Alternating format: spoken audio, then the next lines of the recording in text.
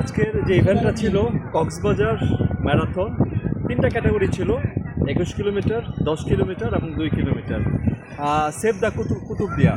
তো কুতুবদিয়া যে একটা বিচ রয়েছে এটা আমরা জানতাম না, এটা আমরা অনেকেই জানতাম না। তো আমরা এসেছি ঢাকা থেকে।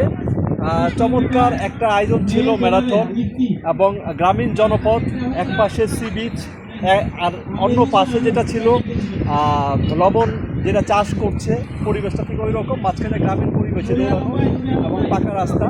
এবং কুতুবদিয়াকে আসলে এক্সপ্লোর এবং করা উচিত, এবং কুতুবদিয়াকে সারা বাংলাদেশের মানুষের কাছে পৌঁছে দেওয়া উচিত, যেটা যেভাবে কক্সবাজারকে পৌঁছে দেওয়া হয়েছে। আর এই আয়োজনটাকে সুন্দর করার জন্য আমি প্রথমেই ধন্যবাদ জানাই ইনফিনিটিকে।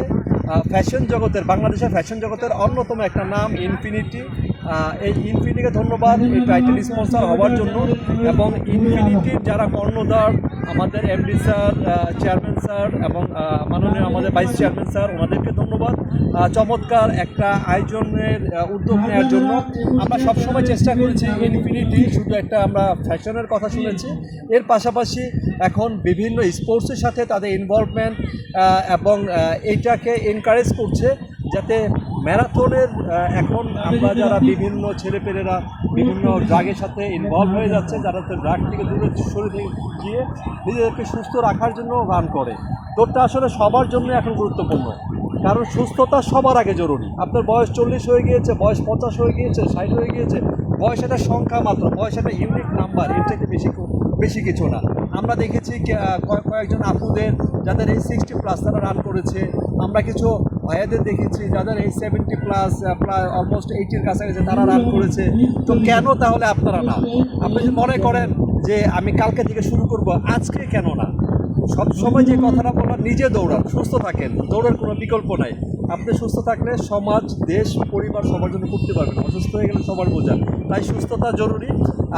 আর আপনি সমাজকে, দেশকে এগিয়ে নিয়ে যাবেন, আপনি আপনার দায়িত্ব। সুতরাং অবশ্যই আমাদের রান করতে হবে।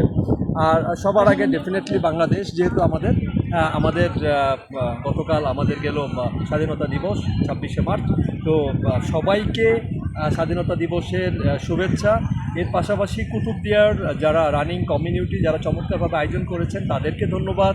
এবং এছাড়াও আরও যারা স্পন্সারে ছিলেন তাদেরকে ধন্যবাদ। এটা ছাড়াও যারা ভলেন্টিয়ার ছিলেন, এলাকার লোকজন যারা ছিলেন।